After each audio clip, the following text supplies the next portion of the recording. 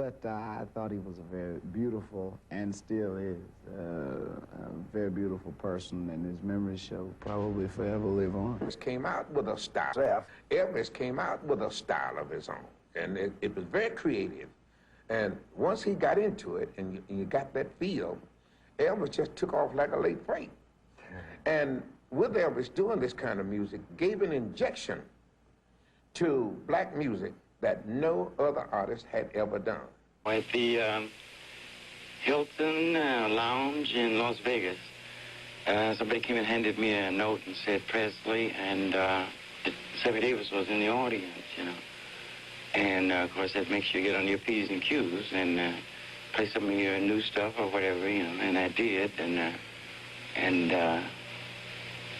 near the end of the number and the show, they did a little step in the aisle there. They got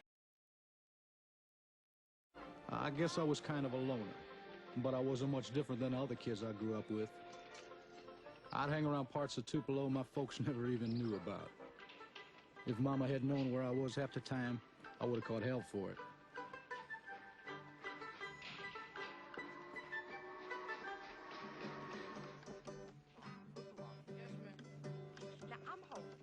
This friend of mine used to take me across town to an area called Shake Rag. And that was when I first heard the blues. It sure was a lot different than the music we were singing in church. Let's watch him play. Treat me this way, baby, wanna get it, going back there. I realized then that music, the blues, gospel, or whatever, is all about letting out what you're feeling inside. Going back there to stay.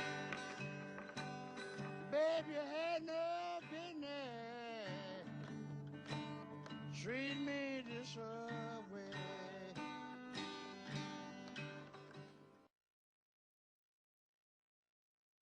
Well, you ain't nothing but a rabbit. You ain't no friend of mine. There is no room in this city for the vulgar performances of Elvis Presley. It's shocking. I watched him gyrate his legs and swivel his hips. And our parent-teachers group feels he should not be on television. We've set up a 20-man committee to do away with this vulgar, animalistic, nigger rock and roll bop.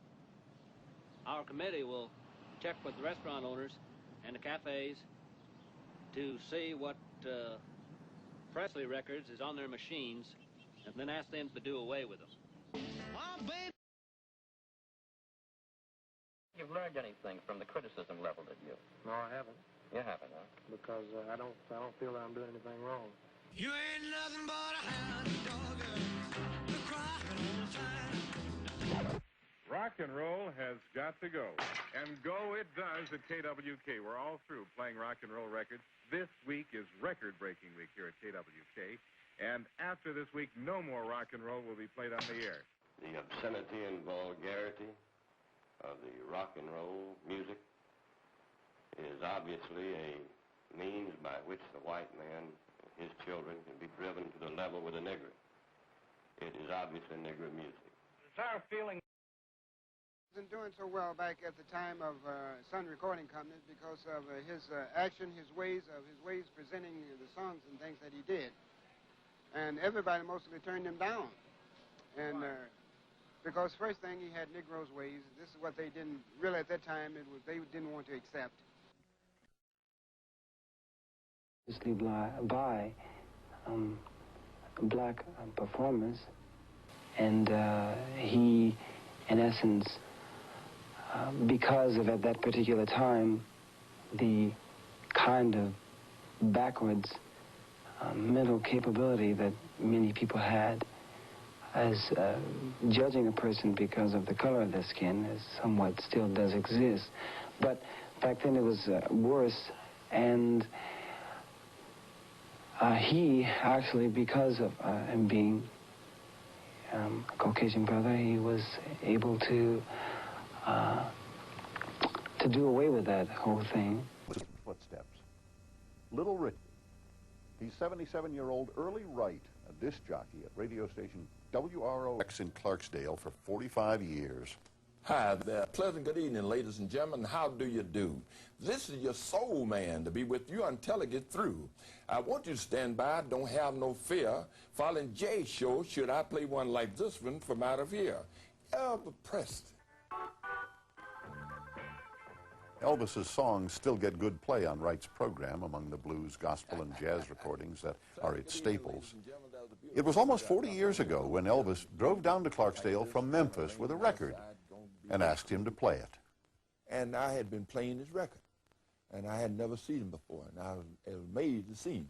When he introduced himself to being Elvis Presley, then I went all to pieces over him. Then he and I started talking. I used to be the manager of a gospel group called the 4-Star Quartet. And I could listen to a man sing a hymn. I could listen to a man sometime talk. I did that. And I could pick him out whether he could fit in my group. And talking to Elvis Presley, I could see a great future in him. It's no accident that Wright recognized Elvis's strong gospel roots.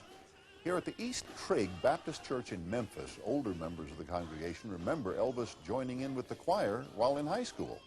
These were rousing sessions led by the charismatic pastor, the Reverend W. Herbert Brewster, and featuring gospel-singing spellbinders like Queen C. Anderson. Like most black people in the South, and to whose throat God has pressed down a harp of 1,000 strings, it only needed tuning. Elvis's voice was that type of voice that agreed with the thought of Calvary.